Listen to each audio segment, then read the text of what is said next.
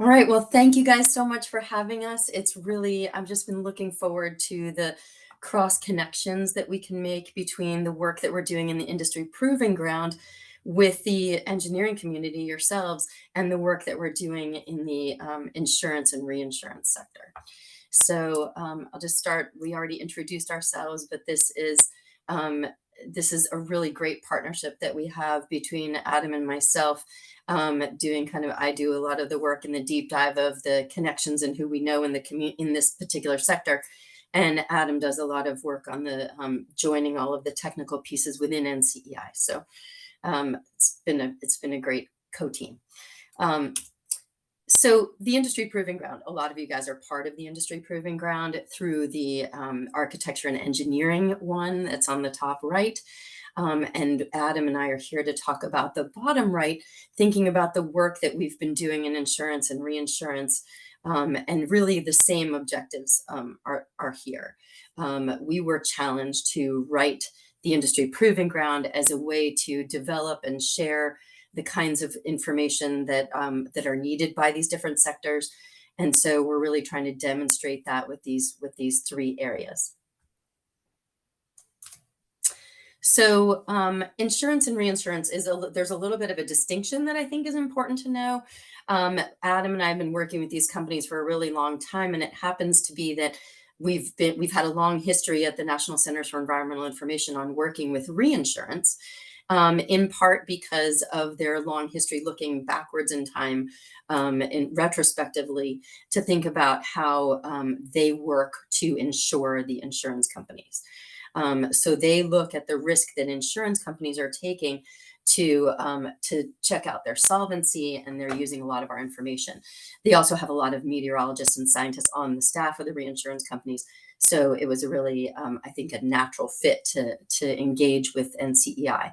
And more recently, we've been broadening that relationship to include a lot of the primary insurance carriers, mainly in the property and casualty arena. So not so much life insurance or auto insurance, for example, but thinking, or not health insurance, that kind of thing. But in terms of property and casualty, those insurance companies are offering policies to cover the weather and climate risk that we all understand, and so it's a really great fit, I think, for the connection between homeowners, builders, businesses, and how it all fits together. And then you guys come in and it's an even tighter connection, I think, that would be really wonderful for us to build. Certainly your work in engaging with builders and engineers that are designing and putting their stamp on any sort of building that is going up, both commercial and residential, would be a part of whether or not it can be built, is what you guys are asking. Will it be able to sustain itself once built? And our question is it insurable once it's built? So we get a lot of questions at the local scale, which I think are really interesting, especially when you talk about building codes. When we think about whether or not it's insurable is a huge issue. We talk with communities. I'm thinking of one in South Carolina, just thinking of when I last talked to Amanda Ferris, that is. And just thinking about their resiliency and their choice to build buildings in certain areas, mainly because it's the last piece of open land. It may be in a high tax bracket, lots of good reasons. But the question that the insurance companies are asking is, would we bother to insure it?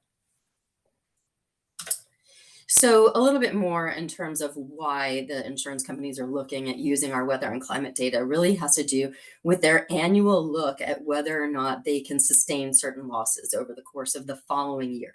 So they do want to look ahead because they're saying, how much money do we have to set aside for our total capital that would be needed to cover the losses that we anticipate in the future year?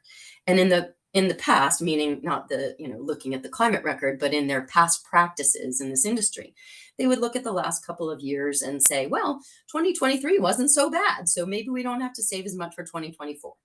And I kind of think of it like your taxes, right? Since we're all thinking about preparing our taxes, we like to think of how can we set aside just enough to pay our taxes for the coming year, and it's based on the prior year.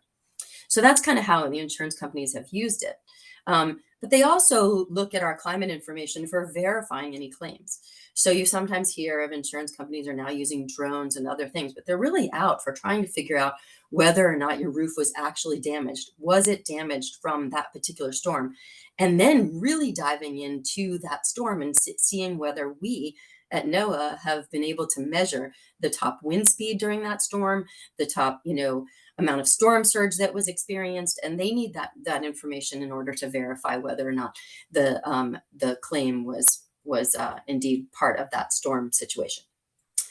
Also, the insurance industry uses a lot of catastrophe models. Their catastrophe modeling companies are using a lot of our raw data to estimate those costs as well. So they need those raw data just as much as the claims verification do. And so that's a big place where we can support them.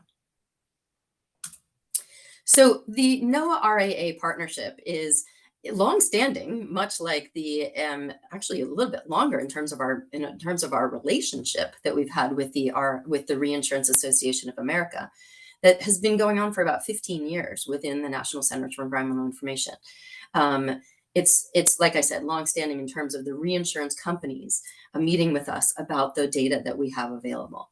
But last summer was really when we formalized that partnership in a memorandum of understanding. So you guys certainly understand that when ASCE did the memorandum of understanding with NOAA a year or two before that, I actually used that MOU language to roll this out as the RAA partnership just last summer. So it was like, hurry up, let's write this. Wait, can I use the ASCE one? So what I loved about the ASCE one, though, is not just the memorandum of understanding, but also the work plan that you guys not only put together a partnership, but you also set up a series of projects that you guys were going to do with NOAA. And then that has continued through this summer meeting that you guys have been thinking that you guys are planning, the meeting last year, the meeting associated with the MOU. And in each time, you guys are saying, here are the things that we want out of this partnership. Here's what NOAA wants out of it. Here's what ASCE wants out of it. And I think that this RAA partnership is maturing in that same way.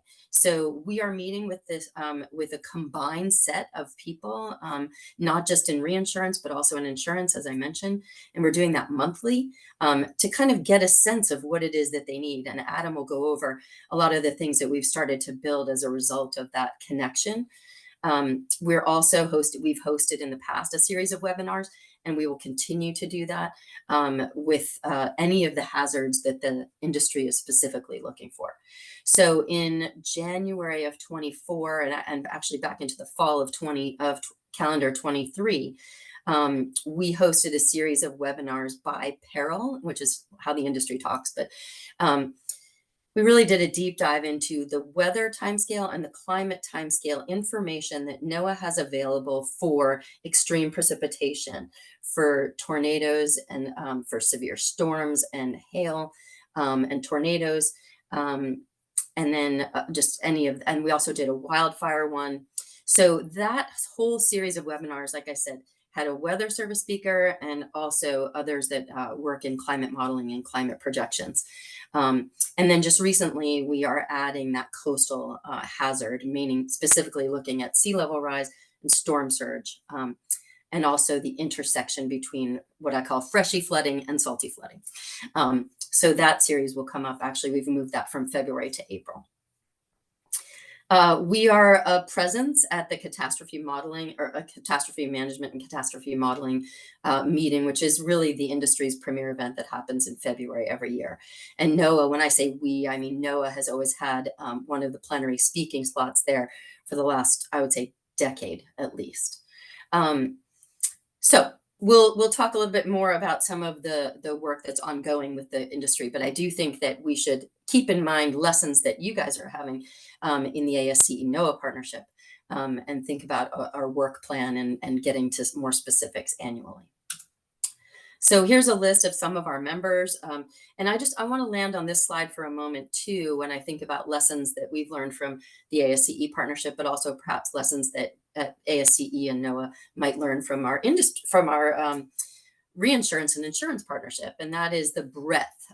So we have this RAA NOAA MOU, But that's not the whole industry, right? As I mentioned, that's some of the reinsurance companies, and you see folks like Ren Re, Gallagher Re, Munich Re on here that are reinsurance companies.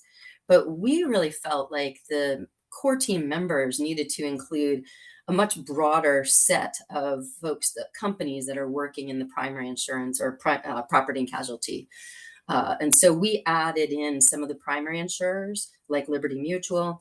And we also added in a lot of the catastrophe modeling firms like Moody's RMS, Verisk, CoreLogic. And so each of these are adding a new dimension for us to fully understand the industry as a whole and to be able to say, okay, these might be needs of the reinsurance industry, but there are other needs of the insurance, primary and property and casualty insurance. So, and these might be additional needs from the catastrophe modeling groups. So I'm really excited that we were able to broaden our partnership here. So it's still small. We like to get things done, and we don't want to waste anybody's time, so we do it really quickly. When we go monthly, we always try to have some meat on the bone. But I really appreciate the voices and the engagement that happens from all of these different companies. So just a little bit here. This is my last slide before I transition over to Adam. But really, the industry proving ground was the challenge when we designed it was to build it to demonstrate service delivery and to demonstrate our ability to work with a specific sector on understanding their needs and being able to address those needs. So as many of you guys know that I've worked with a lot in the past, I've spent a lot of time in my day job working on building trusted relationships, gathering user needs, and translating those needs back into NOAA so that NOAA as a whole can act on those needs. So my job as we move into the address and deliver phase is to find all of those folks from across the agency that can help bring the answers that the industry is looking for. So we can find things from the Storm Prediction Center and the Weather Service, and we can get you a speaker on wildfires in LA by asking the Weather Service forecast office in LA. So a lot of that happens through the connections and that continuous dialogue for the engagement side to be able to make those connections. And also what you'll hear from Adam is from our product side to be able to be responsive to those needs. So that's really the goal of each of these. And to dive in means to dive in regionally. It means to dive in by all of the hazards, thinking about wildfire, as I mentioned, or hail. And it also means diving in by the sectors that we've been focusing on. So thank you. And I'll turn it over. If you want to learn more about I should just hide that. If you want to learn more about the service delivery model, I encourage you to just hover over that QR code. So we will move over to Adam for this next one. Thank you, Ellen. So we've heard a lot of different items from the insurance reinsurance industry. They have a lot on their plate, of course, as we see year to year. $100 billion in insured losses used to be an anomaly. Now it's really the average we've seen over the last 5 years. So, the compound exposure, vulnerability, and influence of climate are factors in these increases. But of course, they want better data, better products to help them with their decision making, just like the other industries. So what we've heard are a number of things noted here. They want the data to be and the products to be less stovepiped, more integrated, not only for individual hazards, but also how hazards compound over space and time. We're seeing more of that happen, not only for individual hazards, but different combinations of hazards. For example, wildfire turning into debris flows in the wet season in California. We've seen recent years. Also, even hazards that we don't think of often, like a polar vortex and how that can impact agricultural and infrastructure assets, like what happened in February of 2021 across Texas and many southern states. But of course, we hear more and more about hail data and high wind data being of higher interest to the insurance reinsurance industry, because traditionally those were modeled as secondary perils, but now they're primary perils, meaning they eat more of their bottom line, tens of billions of dollars of insured payouts each year, just in the United States alone. So understanding how that data can be better accessed and integrated and understood in near real time for operational responses, but also more of a climatological focus for their catastrophe modeling work as well. Data for straight line high wind damage, derechos, not only average wind data, but more importantly, what are the gusts? What are the peak winds for different hazards over space and time? Because that, of course, that's what needs to be modeled and where the damage really happens. But even wind and how that exacerbates wildfire impacts, like we've, the historic impacts in Los Angeles. But of course, not just the historical data, again, near real time data, as you know, hurricanes are the most costly event that the insurance and reinsurance industry in the United States has to underwrite and pay out for. So understanding that in a less stovepipe way, they've asked for that. Finally, flooding data, again, the saltwater and the freshwater inland flooding, how to better navigate the integrated view of that risk. And finally, just more and more and more. They're always wanting more information. So we've had many different asks, and let me highlight on the next few slides what we're working on. So one example would be on the left, you see the storm events database, which is aggregated over the 123 weather forecast offices around the nation within NOAA. We have more than 1 million event examples over the last 75 years from 1950 to present. And but the problem with the storm events database is it needed kind of a refresh as far as the user interface and adding more tools to integrate and access and download the data. And we're actually doing that right now. That's one of the more mature products we've developed so far based on the impact, the input from the industry, with a Polygon tool to draw onto the map and to download the data. Simple things like that that can really make a big difference in accessing the data in a way that many different users might want. In fact, we're doing user testing right now. We have a beta version of the storm events database, and perhaps some of you on this call might be future testers for that.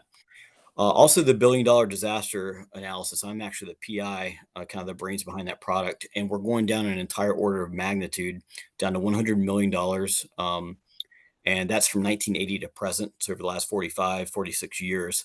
And what that's doing is adding more of a frequency climatology to the hazard risk distribution across space and time for the hazards that we analyze.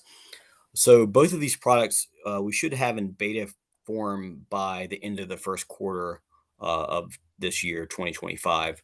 That's the goal. And we're still kind of iterating as far as what we develop. We take it back to the industry, get their feedback, then reiterate on the development. That's the model, as Ellen articulated. Next slide, please. So a few other different products under different stages of development. I'm sure your industry knows quite well the typical meteorological year. Important to integrate not only current but historical observations, but of course with future climate projections well out to the end of the century to show what the typical climatological conditions, how those vary across the United States for many different weather and climate variables. And then, of course, allow users to tailor the TMY calculations according to their different design scenarios, which is very important for your industry. Another product would be it's just kicking off right now, the event catalog.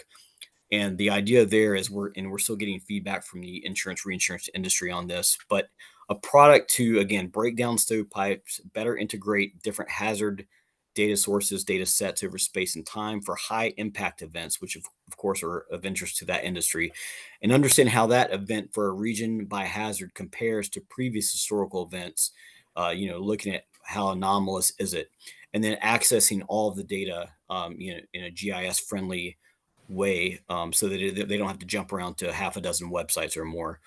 So that's in its early design phase right now, but it would include things like event deviation indices for variables such as temperature, rainfall, snowfall, maybe looking at even the impact information, because we do want to leverage the strengths of the $1 billion disaster database and the storm events database and those variables in those products within this new events catalog product, and as we move forward. Also, the MRMS data, the multi-radar, multi-sensor system, at NOAA's National Severe Storms Lab, that actually will better inform a hail climatology. Ellen, let's go to the next slide, please. And the hail climatology has been probably one of the premier asks from the industry because, as I mentioned, it's no longer a secondary peril slash hazard for them. That it's really driving a lot of their exposure and their losses, largely because we have more people and assets in harm's way. A hailstorm over a big city like Denver or Houston can easily be $1 billion of insured losses. So providing hail area and intensity footprints over time, really it would be historical to present. I don't know if the science is right there for regional future hail climatologies, but that's an open question. And to help them better assess and characterize hail events in near real time using current data, but also how that compares to past data. Um, and then a wind climatology, of course, interfaces with many different hazards, wildfire amplification, severe convective storms, derechos, tropical cyclones. So, model-based wind climatology of data from 1950 to present would help at a higher resolution, would help them better understand the climatology of risk for maximum wind gusts, and how that data would feed into their catastrophe models. Next slide, please.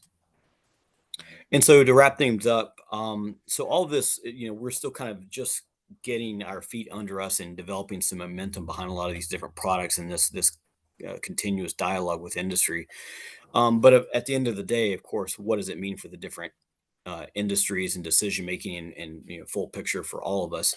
Well, they can of course enhance building codes where they may exist for different hazard types, for different building types. That of course can save us potentially billions of dollars in mitigation and reduce our risk, because the risk just continues to increase and the cost we see continue to increase. And for the insurance and reinsurance industry, they can potentially design their policies better to not only serve their bottom line, but everyone's bottom line, because we see places like Florida, Louisiana, California, where insurance premiums are just unsustainable. And so that's a complex issue there. And finally, of course, for the larger community, how all this information, these products can help inform and increase potential adoption of building codes, and how that would save lives and livelihoods and property, because increasingly impactful events are really the norm now. And next slide, please. And with that, we'd be happy to take your questions if we have time. Thank you. All right, excellent. Well, I think we've got about 8 to 10 minutes here, so we definitely will have some questions, and I'm gonna start things off because this was very helpful for me. Several of us serve on the IPG Architecture and Engineering Working Group, and so we see a lot of the products that are developed, because of the traditional demand of insurance and reinsurance. I can see kind of the genesis of some of those potential products better. But I think, to me, what I'm really interested in is we kind of go over the next few months and we start really looking into this. How do we make the business case for hazard-based building codes that are based on ASCE standards, et cetera? It's kind of follow the money. And but my reaction to this is the insurance and reinsurance industry may have a common cause in terms of promoting resilience. I think that I'm not convinced they really do yet, but let's assume for the moment they do. But what I see is, because of their business, the time frame for their business decisions, their time frame for pricing, the aspects that they can kind of control tend to be more near term. In other words, if climate conditions worsen or are predicted to be worse 30 years from now, they have 30 years to make adjustments to their business model or to try to manage that risk. So they're looking at, my impression is they're probably more comfortable with historically based trends and products, or maybe products that look at like seasonal to interannual variability or decadal scale variability. But what is their is there much interest from them in terms of, kind of the 30 to 50-year future conditions questions that the engineering community is definitely more focused on? So I mean, what's your kind of reaction to that? Is the potential for direct alignment here kind of limited because they're looking at decisions on different timescales? I think that's totally fair as an assessment, Dan. As I mentioned in my remarks earlier, we've been engaging with this industry for 15 years, but along the way, we've had several what I call the Heisman, right? That they're like, let us know what's going to happen just next year, nothing else. And so for climate services, it was always like, well, maybe they just want the weather time scale. But I think that the question that's really turned the industry is this concept of insurability. It is now very much at the front of the conversations. In fact, there was a meeting in Boston earlier this morning about insurability and how communities at the community scale have to think about the decisions that they're making on the engineering time scale and how they're going to sustain that financially when those buildings might be built in harm's way. So that is really, I would say, where the industry conversation has been is why does and you look at Adam's billion-dollar disasters, why does everybody continue to want to live in the red parts of the billion-dollar disasters map? It's something that they're definitely addressing. All right, excellent. Thanks, Ellen. I got John and Gargiola.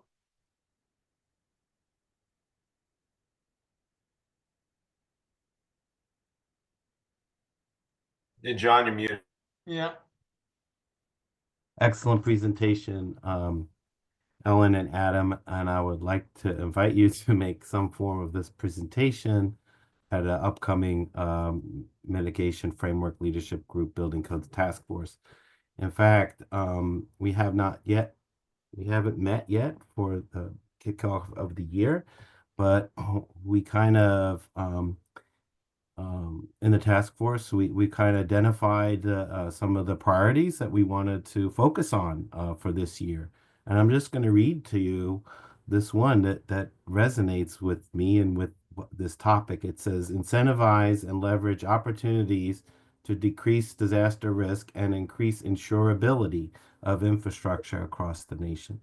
So just to want to connect the dots there, that our 20 federal agency building codes task force is wanting to take up part of that challenge in this coming year, and we would love to invite you into those discussions, but also tapping into what Dan was saying and what some of the slides were conveying about what can be done for the insurers and the reinsurers, whether it's climate data or stronger codes.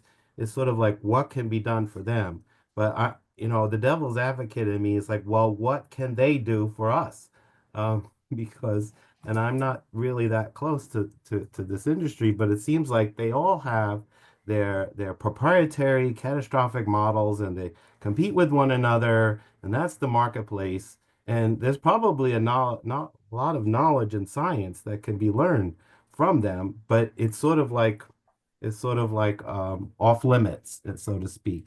So just I like what I'm hearing, but I'm looking for them to engage more in kind of this collective desire, this collective goal, not only to advance climate resilience in our consensus standards, but to see them actually adopted, enforced, and implemented at the state and local levels. Yeah, John. So just a quick question about your task force. Is Cleve Roberts at FEMA part of that? Yeah, Cleve and I are the co-leads for that. Okay, great. I've been chasing you guys for years, and I can't wait to talk to that group. That's fantastic. Perfect. Just on the proprietary nature, I think that's why I paused for as long as I did to show you guys the broadened membership of our small team, because it was really important, like I said, for us to have the voice of the reinsurance industry with whom we have the MOU, but also the broader industry voice.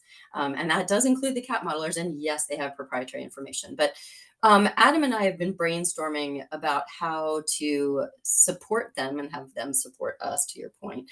One of the things about supporting them is they haven't really wanted it, the information that is, or the data even. They don't want it fully digested. They want it only marginally digested so that they can insert it into their own models. So honestly, I didn't even ask them to see the guts of their model because, you know, as far as I'm concerned, if they have a proprietary model, that's fine. But if we can insert the most up-to-date, as near real time as we can get it, you know, peak wind gust information, then they will digest that for the industry. So they are almost the trusted vendor to the industry. But I think that Adam and I and our partnership are really just trying to make sure our stuff is useful to them. So if we've actually thought about having like a GIS tool where you could turn our layers on and off and turn their layers on and off. And those are some layers that we can't see, but at least we're working together. So we definitely have a ways to go. And I think that's always been sort of the boundary by which we can't cross. But I think that we're working on how far in can we get. Excellent. Adam, did you have anything else you wanted to add to? I'm sorry, I'm answering some. So I just added in the chat Sorry. the OASIS loss modeling framework, and it's been around for more than a decade, and it's probably the closest thing that the global insurance reinsurance industry has to is kind of bring your own data, and it's a framework for a catastrophe model essentially. That's probably analogous to the other operational catastrophe models like RMS or CoreLogic or others that are, you know, run to underwrite policy risk. So like Ellen said, it's a bit of a black box, but there are a few avenues in to have a better discussion and understanding of what they're trying to model and how it can be a two-way avenue. Back to you. All right, excellent. I've got Bilal and then Yvette. Yes, I mean, first of all, thank you so much, Adam and Alan, for the presentation. It's timely, and I see several areas of overlap, as Shirley mentioned in the chat. But you know, when it comes to the primary model used by the insurance industry is built on what's called the loss accumulation model. And basically, if you dig deeper into it, you'll find that the loss accumulation model typically it uses a Poisson process for how many events or how many claims happen in a year. Usually, the planning horizon to do the business model is 1 year at a time. And then the magnitude of the loss, which is a random value. Then you bring the two together, and then you get an estimate of how much claims will come in a year. And based on that, the premium will be determined depending on how many people are in it, and so on, to make sure there's a profit margin, which is typically reasonable. So all of this, the underlying assumption is independent events. The minute independents become correlated, if the correlation is slight, then the compensation for it will be higher premium to account for the fact that they will be happening together, right? But if they become totally correlated, like you're dealing with an entire region and so on, then it's problematic because it does require now basically mandate that everybody has to buy the insurance, and we have to have enough reserve to deal with the entire loss of all the assets. And this is not new. I mean, the insurance industry encountered that in floods. That's why we have the flood insurance. The flood insurance program is as a result of the correlation, and the government offers that. It's not in the private sector hands. So I think, you know, that's where we are heading. So if there is, especially coastal areas, and if there are climate events that will affect the region, like the wildfire and so on, correlation will become basically perfect correlation. And I think that's really the fundamental item. And I did, over the years, I worked for in advisory form and projects for the insurance sector, Hartford Insurance. We cover that, and I mean, I have a chapter devoted to the insurance models in my risk analysis book, Risk Analysis in Engineering and Economics. So I think really the item, the core item, which I think does require maybe ways of dealing with it, is that correlation, that rising correlation among the assets. The claims are not independent anymore. The claims are highly correlated. Excellent. Yvette? Yeah, I love this topic and this presentation. And Bilal, I love what you were just saying too, because I think that's kind of where it comes down to. I'm not sure I have really a question, but just some more thoughts for future discussions. And so I love that that you tried to expand the group.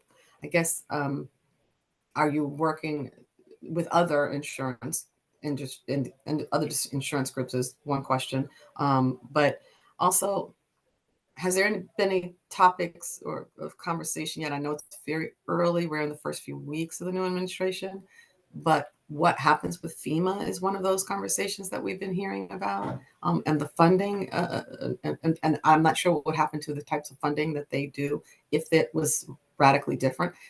I know it's probably too early to answer in those questions, but I do think it's something we have to watch out for very quickly and start having internal conversations. Because one of the things I did hear is in recent months is that a lot of municipalities and communities, when they experience these hazards, these weather disasters, that money that gets pumped in from FEMA is what saves them economically from a lot of other things. So just want to, and including their bond ratings. So when you talk about insurance, you talk about the financing companies or the investments as to whether or not they want to invest in those communities, especially as Bilal pointed out, it's not just a property or perhaps a street, it's a it's a larger correlation. These are real economic business case issues that we're going to be struggling with, but help support the business case for adopting different codes and looking at it differently. I would think and hope. And to the extent that we can get all of these industries involved, you mentioned, Dan, earlier about developers. I'm not sure that they answer that one right now. Because if a developer puts in and walks away, I think the biggest part would be, can they get financing? Do the finance people not want to, or the investors not want to invest in the developer? That's probably where we get the buy-in. But, so all of these industries that actually have something to do with it. But I'll stop now because I know you said I didn't have